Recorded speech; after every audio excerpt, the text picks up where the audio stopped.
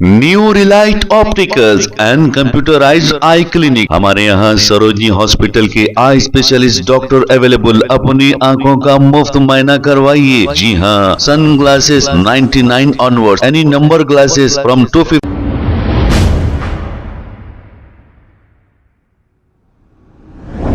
अस्सलाम वालेकुम नाजरीन, 7H न्यूज सच को रखे आपके आगे। नाजरीन, सैयद सलीम जो हक की बात करते हैं और ये हमेशा चर्चा में रहते हैं, इन्होंने एक अपना तफसीली बयान दिया है, इसे जरूर सुनिए। आइए देखते हैं ये रिपोर्ट।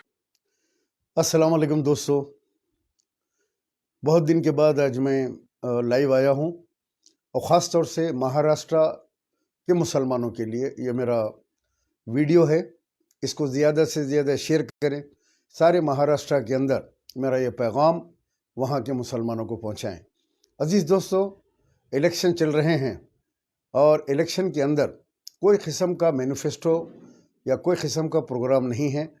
हमारे हैदराबाद से जो मजलिस इत्तेहादुल मुस्लिमीन के लोग गए हुए हैं, जैसे असदुद्दीन अवैसी, अकबरुद्दीन अवैसी, वहाँ पर सिर्फ़ और सिर्फ फ़िरक़ावाराना तक़ारीर की जा रही है। कोई मैनिफेस्टो नहीं है। कहा जा रहा है कि 15 मिनट बाकी है, वही पुराना।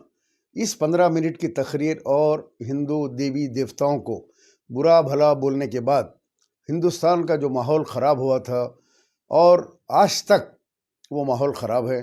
कई मुकामात के ऊपर मॉब लिंचिंग हुई, कई मुकामात के ऊपर जय श्री राम का नारा नहीं लगाने के ऊपर मारा गया, मुसलमानों को काटा गया, गौ रक्षक के नाम पे मुसलमानों को काटा गया। ये सारी चीज़ें अगर आप गौर करें तो मैं महाराष्ट्र के मुसलमानों से कहूँगा कि नबी करीम सल्लल्लाहु अलैहि वसल्लम की शान में वक्फे से जो गुस्ताखियाँ हिंदुस्तान में हो रही है, उसका ये इनकी तकरीर का रद्द अमल है। इन्होंने निर्मल आदिलाबाद में जो तकारीर की थी अकबरुद्दीन अवैसी ने, उन तकरीर के जवाब में उनके भगवानों को बुरा भला बोलने के बाद ये हिंदुस्तान का माहौल ख़राब हुआ और बीजेपी हुकूमत के अंदर आई। इस वीडियो को बता के सारे मुल्क के अंदर, नॉर्थ इंडिया में ख़ास तौर से ये वीडियो हर घर में, हर आरएसएस की शाखा में ये वीडियो एक दूसरे को भेजना जो है एक वो बन गया।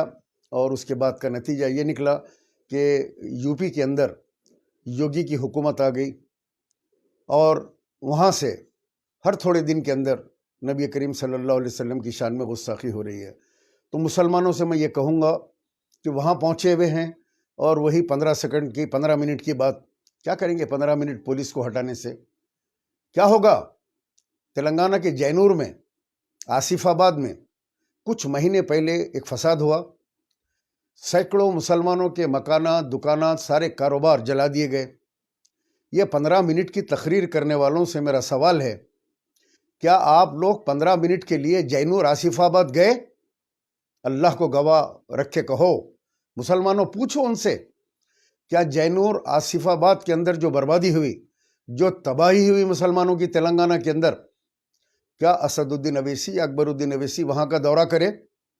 2 घंटे से ज़्यादा उन लोगों ने पुलिस को छूट दे दी। 15 मिनट नहीं, 120 मिनट उन लोगों को पुलिस ने मुकम्मल छोड़ दिया। एम्बुलेंस और फायर इंजन को भी अंदर जाने नहीं दिया। पुलिस दूर खड़ी भी रही बाउंड्रीज के ऊपर और उनको खुली इजाज़त दे दी 2 घंटे के अंदर जो चाहे कर लो, जितना चाहे जला लो, जितना चाहे सामान लूट लो। मस्जिदों को जला दिया गया।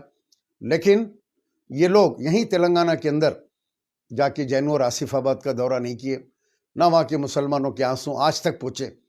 अजीज़ दोस्तों, बुज़ुर्गों, मुल्क के हालात इस वक्त देखिए आप लोग, बड़े नाजुक दौर से हम गुज़र रहे हैं।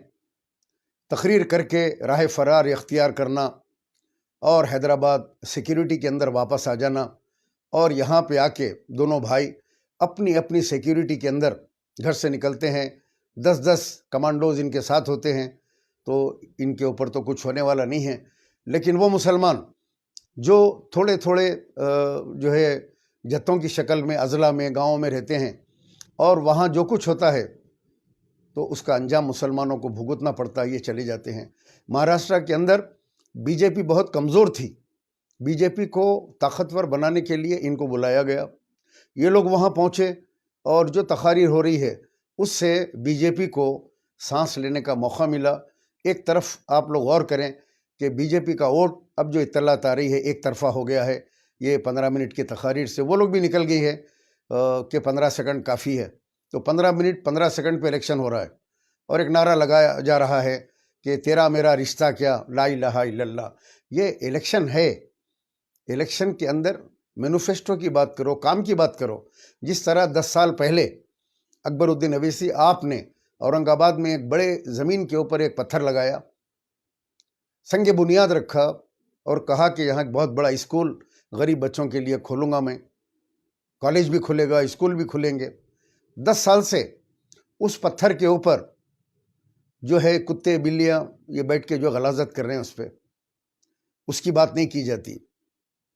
अवाम उनसे पूछिए आप लोग कि इन सालों के अंदर मजलिस ने वहाँ क्या किया, वफ़ के ज़मीनों के साथ इम्तियाज़ जलील ने क्या किया। इम्तियाज़ जलील, आपकी मैं एक तकरीर सुन रहा था, बिल्कुल बचकाना तकरीर, बच्चों जैसी तकरीर। तुम एक मामूली रिपोर्टर थे, 5,000 3,000 के तुम इंटरव्यू लेते थे और बीजेपी के बड़े क्लोज थे, दिन भर बीजेपी के ऑफिस में रहते थे एज ए सहाफ़ी और वहाँ मामले करते थे। यही डॉक्टर गफ्फार खादरी ने तुम्हारी परवरिश की, तुमको पाला पोसा सियासी तौर के ऊपर। आज तुम वही गफ्फार खादरी की पीठ में छुरा घोंप दिए और आज तुम कहते हो कि ये एमएलए का इलेक्शन नहीं है, ये मंत्री का इलेक्शन है। टूई टूई टूई टूई बजाते हुए मैं आऊँगा और महाराष्ट्र की हुकूमत दारुसलाम आकर असदुद्दीन अवैसी के ख़दमों में गिरेंगे, तब जाके हम उनकी तायीद करेंगे। बिल्ली के ख्वाब में छिचड़े छिचड़े एक कहावत है। तुम्हारे लिए तो मैं सिर्फ एक शेर कहूँगा, इससे ज़्यादा तुम्हारे बारे में बोलना तुम्हारी जो है औकात नहीं है। कितने कमज़र्फ़ होते हैं ये गुब्बारे, कितने कमज़र्फ़ होते हैं ये गुब्बारे, चंद सांसों में फूल जाते हैं, कमीने उरूज पाते हैं तो अपनी औकात भूल जाते हैं। ये एक शेर समझ में आ जाएगा कि गफ्फार खादरी के जो एहसाना जमात के ऊपर, मजलिस इत्तेहादुल मुस्लिमीन के ऊपर जो उन्होंने काम किया, वहाँ पे आज उस हलक़े से जाकर डॉक्टर गफ्फार खादरी साहब को कट करके तुमने टिकट लिया। इसलिए लिया कि अभी जो पार्लियामेंट का इलेक्शन हुआ उस इलेक्शन में इस हलक़े से ज़्यादा वोट मजलिस को मिले। तुम्हारी नीयत ख़राब हो गई कि मैं एमएलए भी हार जाऊंगा, मैं तो एमपी हार गया, लिहाजा ये हलक़ा मैं चेंज कर लूँ। यहाँ डॉक्टर गफ्फार खादरी ने मेहनत करके मुझे ज़्यादा वोट यहाँ पे लाए हैं, तो लिहाजा ये हलक़ा मैं लूँ, इसमें जीत है। तो तुमने एक सीनियर जो है मजलिस के खादिम को पीठ में छुरा घोंपा और उस सीट के ऊपर आ गए। मैं औरंगाबाद के मुसलमानों से अपील करना चाहता हूँ, ऐ मुसलमानों, तुम्हारा एक वोट अगर इम्तियाज़ जलील को जाता है तो समझो बीजेपी को जाएगा। इसीलिए अपने वोट की हिफाजत कीजिए और अपना वोट एक तरफा डॉक्टर गफ्फार खादरी के हक़ में इस्तेमाल कीजिए, इसलिए कि जब वोट एक तरफ गिरेगा पूरा तो गफ्फार खादरी जीतेंगे, वरना बीजेपी जीत जाएगी। ये बात मेरी लिख के रख ली आप। शोलापुर के मुसलमानों, इनके जज्बाती नारों में मत आओ। ये नारे लगा के चले जाते हैं, जब माहौल ख़राब होता है तो नज़र नहीं आते। यूपी के हालात देखिए आप, 100 सीट के ऊपर इलेक्शन लड़े, वहाँ हालात ख़राब हो गए। यूपी में योगी की हुकूमत बन गई, बुलडोज़र चल गए, सैकड़ों हज़ारों मकानात तोड़ दिए गए, लोगों को जेलों में बंद कर दिया गया। क्या कभी निकल के असदुद्दीन अवैसी यूपी का दौरा किए? कहीं जाके बुलडोज़र के सामने ठहर गए कि मैं यहाँ पे मुसलमानों के घरों के ऊपर बुलडोज़र चलने नहीं दूंगा?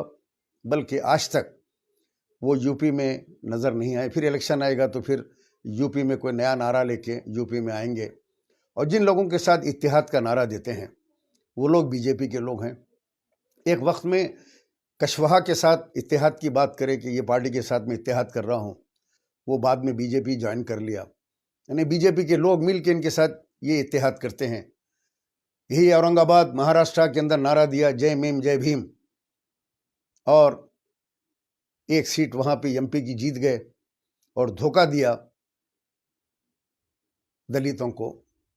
आज प्रकाश अंबेडकर खुलेआम ये कह रहे हैं कि असदुद्दीन अवैसी बीजेपी के दलाल हैं, बीजेपी के एजेंट हैं। मैं नहीं कह रहा हूँ, ये प्रकाश अंबेडकर कह रहे हैं कि असदुद्दीन अवीसी के ऊपर भरोसा नहीं किया जा सकता। जनाब मौलाना मोहतरम सज्जाद नोमानी साहब दामन बरकातहू, आपने महाराष्ट्र के अंदर अपील की कि फ़लाँ उम्मीदवार के हक़ में अपने वोट का इस्तेमाल कीजिए। फौरी सारे मुरीद निकल गए और फतवे देने लगे कि मौलाना सज्जाद नोमानी साहब मुनाफिक है, ईमान फरोश है। क्या ये हैदराबाद के आलिम की तरह हैं? वो हैदराबाद के अंदर जो हैं वो बिरयानी उलमा हैं। इनको सीटी बजाते हैं तो सारे दारुसलाम में भाग के आते हैं, हाथ बन के ये बैठ जाते हैं खदमों के अंदर, दारुसलाम के अंदर, और जो बयान चाहे वो देते हैं। लेकिन मौलाना सज्जाद नोमानी साहब एक बेहतरीन स्कॉलर हैं, एक आलिम हैं, उनकी बात के ऊपर लब्बैक कही है। इम्तियाज़ जलील अंदरूनी बीजेपी का आदमी है, ये आप लोगों ने देख चुके हैं आप लोग कि हमेशा फडणवीस के साथ अपने घर पे भी बुलाते हैं, ऑफिस में भी जाते हैं, फैला लेके जाते हैं, और बीजेपी से कई काम अपने करवा के आज करोड़पति बन गए।